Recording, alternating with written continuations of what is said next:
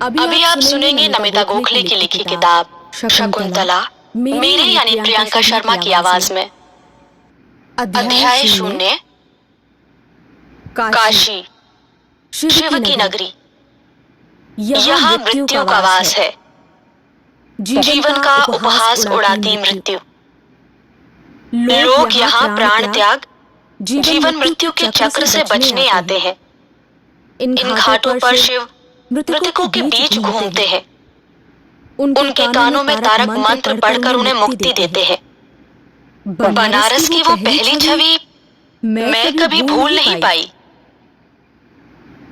घाटों पर लपलपाती चिताओं की अग्नि, लहरों पर टूटती उनकी परछाइयां, उनके प्रकाश से धूमिल पड़ गया चंद्रमा। जी वहां लपलपाती आकाश की ओर लपकती ज्वाला। चिताओं के प्रकाश और चरमराहट के पीछे अंधेरे में डूबा नगर। शकुंतला ने यही प्राण त्यागे थे, इस पवित्र नदी के तट पर। उस जन्म का स्मृति जाल मुझे मुक्त नहीं होने देता। वर्षा ऋतु के अंतिम बादल आकाश के किनारों पर छाए हुए हैं। पवन के झोंकों के साथ वर्षा की हल्की क्लांत सी बौछार आती है। मेरे चेहरे पर नम राख छितर जाती है। राख मेरे केशों में भर जाती है। बिखरी हुई स्मृतियों की ये अग्निशैया, इसे कैसे नकार दूं मैं? वो मुझे नहीं त्यागेगी। वो शकुंतला। मैं उसकी पीड़ा और उसके प्रेमों का बोझ उठाए फिरती हूँ, जिसे मैं अभी तक समझ नहीं पाई हूँ। सदैव की भांति वही पथरीली दीवार पर दिए की कपकपाती, थरथराती लौ की प्रकाश क्रीड़ा, बाहर पत्थरों और चट्टानों से टकराती नदी की लहरें, रेतीला तट जहां एक मछुआरा अलाव चलाए प्रतीक्षारत बैठा है। शकुंतला अपने प्रियतम के समीप लेटी है। दोनों के श्वासों की लय जैसे परस्पर गुंथ जाती है। उस पुरुष की देह से मिट्टी और चंदन की गंध उठती है। उसके वक्ष के एक एक रोम को वो पहचानती है। कैसे उनमें घूंघर पड़ते हैं और कैसे उसके अंक में आते ही वो सपाट हो जाते हैं। उसका मुखड़ा अंधकार में छिपा है, लेकिन वो जानती है कि उसके नेत्र शांत और सतर्क हैं। उसके अंग अंग को वो पहचानती है। इस पहचान में प्रेम है, समझ है, इसमें वेदना है। जब वो उससे लिपटी हुई थी, तब उस पुरुष ने उसके कान में क्या कहा था? मुझे तो बस अहाते में मोरों की पीऊ पीऊ और अशांत नदी के बहने की प्रतिध्वनि ही सुनाई दी। एक कौवा निरंतर कांव कांव कर रहा था। उसकी विचार श्रृंखला को तोड़ता, उसे कुछ बताता। जल पर प्रकाश का प्रतिबिंब पड़ रहा है। मेरी आंखें चुंधिया गईं। मैं जैसे किसी और ही काल में पहुंच गई थी। तब भी गंगा ऐसे ही दमकती थी। सूरज चढ़ आने के बाद भी नदी का जल शीतल है। शकुंतला को लगा जैसे जल ने आतुरता से आकर उसके घुटनों को जकड़ लिया है। अधीर बालक की तरह उससे लिपट गया है, उसे खींचे ले जा रहा है। पीछे कुछ हलचल सी हुई। मध्यम सी छपाक और मृत्युहास से वो पलट कर देखती है। चल के समीप एक अश्व खड़ा है। उसके उन्नत मस्तक पर एक बड़ा सा श्वेत चिन्ह है। उसकी लगाम थामे खड़ा है एक पुरुष। सुंदर बलिष्ठ पुरुष। एक पथिक जिसके नेत्रों में आदमनीय उल्लास झलक रहा है। और फिर स्वर्ण शिखर पर लहराता फरफराता लाल ध्वज। दोपहर की बयार उस शाश्वत नगरी की भूल भुलैयों और भवनों से होकर बहती है। नदी के पार पहले रेत और फिर जंगल है। मंदिर की घंटियां बिना थमे मानो आर्तनाद करती गूंजती हैं। उसके गर्भ में एक घाव है। रक्त की धारा बह रही है। शकुंतला की श्वास टूट रही है। स्मृतियों से पीड़ित पहचान लिए जाने के भय से व्याकुल वो काशी में परित्यक्ता सी पड़ी है। लहरों की तटस्थ झिलमिल जैसे उसका उपहास कर रही है। एक श्वान मार्ग की दूसरी ओर से लंगड़ाता हुआ आता है और उत्सुकता से उसे ताकता है।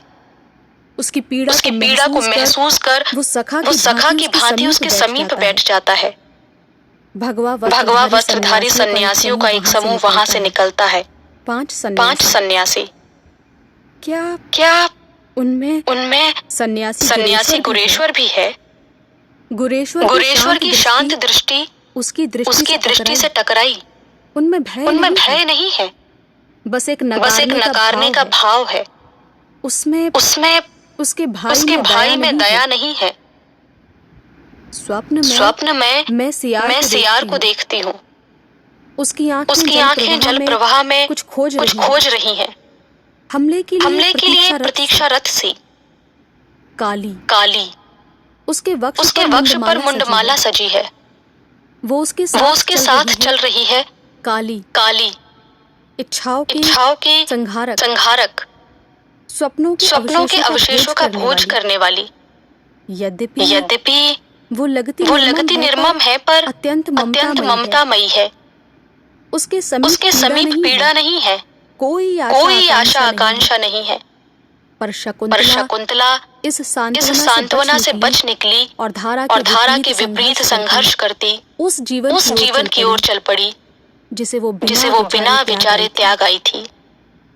इन छाया चित्रों के मध्य एक जीवन छिपा है। हम किस लिए जीते हैं? किस लिए मृत्यु को प्राप्त होते हैं? स्वयं से भागने के लिए? क्या जीवन सुधा स्वयं अपना आहार बन जाती है? क्या नदी का जल कभी अपनी पिपासा मिटा सकेगा?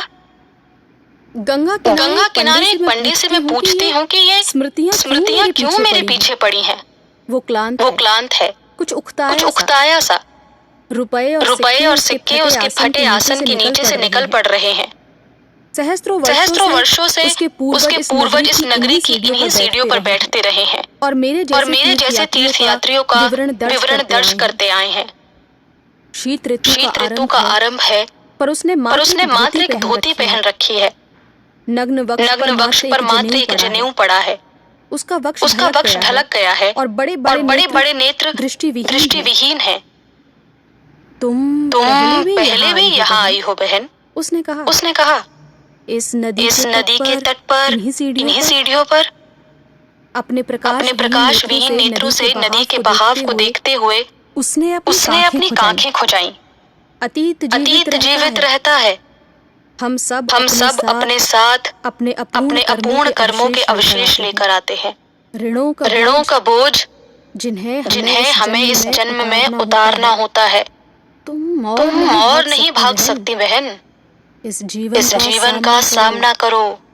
स्वीकार करने में ही मुक्ति है। संध्या की आरती का समय है। आरती के दियों की आभा गंगा में बिंबित हो रही है। घड़ियाल और शंखों की ध्वनि के बीच मैं घंटियों का रुदन सुनती हूँ। अनवरत रुदन। यहाँ तक कि उसकी प्रतिध्वनि भी अनवरत थी। कहते हैं कि भगवान शंकर संहारक है, स्मृहर्ता, स्मृतियों के विनाशक। उनकी ही नगरी में मैंने प्राण त्यागे, किंतु मैं तो कुछ नहीं भूली। अभी तक मुझे याद है कि कैसे शकुंतला की देह भूखी थी और कैसे देह को भोगती उसे चूस कर फेंकती वो विभत्स हो गई थी। धूमकेतु की तरह उस जीवन का अवशिष्ट जन्मांतरों से मेरा पीछा कर रहा है। अध्याय 1। बलखाती पवित्र पावनी गंगा आषाढ़ माह पार कर गई। पहाड़ियां दूर तक फैले मैदानों को तकती हैं। कांपता नीला हरा आकाश कमल की पंखुड़ी के रंग सा हो गया है। ग्रीष्म ऋतु की शांत धुंध में बिजली की पहली गूंज छिपी है। माँ को घर के कामों में लगा छोड़कर मैं जंगल में खेलने भाग आई हूँ। लंबी घास पर लेटकर आकाश में मंडराते गिद्धों और उकाबों को देखती हूँ और फिर बादल गिनने में लग जाती हूँ। सबको कोई आकृति और नाम देती हूँ। आकाश में दुंदुभी बजाता हाथी और एक गदबदा सा खरगोश मुझे दिख पड़ता है। बादल छा जाते हैं और नियति के अपशकुन की भांति एक अंधकार पूर्ण समूह बना लेते हैं। मेरा संसार छोटा होने लगता है। आकाश दूर हो जाता है और सब जैसे बच भागते हैं। निराशा का अथाह बोझ मुझे सुन्न कर देता है। व्यक्ति पर ये तब हावी होता है जब सब कुछ समाप्त सा होने लगता है। मैं बदली में डूब जाती हूँ। दुख की आंधी मुझे साथ उड़ा ले जाती है। मैं कहीं गहरे छिपे अनजाने क्रोध के प्रचंड वेग से संघर्ष करती हूँ। कड़कती बिजली मेरे भय का उपहास उड़ाती है। वर्षा गड़गड़ाहट बिजली ये सब क्या मेरे दुख मेरी हताशा को जानते हैं। फिर वर्षा थम गई। नम दबी घास से मिट्टी की सुगंध का भपारा फूट निकला। झिंगुरों ने अपना उत्तेजक गान छेड़ दिया। तीव्र बौछार ने नीले कीड़ों की समूहबद्ध पंक्ति को डुबो दिया। पहाड़ों में इन्हें इंद्रगोपा कहते हैं। मेंढकों की कड़कड़ाहट और मोरों की तीव्र पुकार ने मेरे कानों को बींध दिया। अपने चारों ओर की नमी थम गई वर्षा की गूंजती स्मृति से घबराकर मैंने रोना बंद कर दिया। भावनाओं को निरंतर रोंदे जाने से थक कर मैं रीत गई थी। मृत प्राय हो गई थी। मेरा मलमल का घाघरा भीग कर कीचड़ में लिथड़ गया था। और जब किसी तरह घर पहुंची तो माँ ने मेरे मुंह पर तीन चार चांटे जड़ दिए। दुष्ट निर्लज्ज लड़की वो चिल्लाई तू क्या मुझे सताने यातना देने के लिए ही जन्मी है। शुष्क नेत्रों से मैं उन्हें जैसे दूर से देखती रही। झुर्री पड़ा धंसा चेहरा, कांपता मुंह, फटे सफेद होंठ। उनके किनारों पर थूक की हल्की सी परत जम गई थी। मुझे उन पर दया आई, कुछ घिन भी। एक बार पुनः भावनाओं का बोझ मेरे भीतर टूटने लगा। मैं अनबहे आंसुओं से कांप उठी। माँ ने अचकचे भाव से मुझे सीने से लगाना चाहा। वो जानती थी कि मैं उन्हें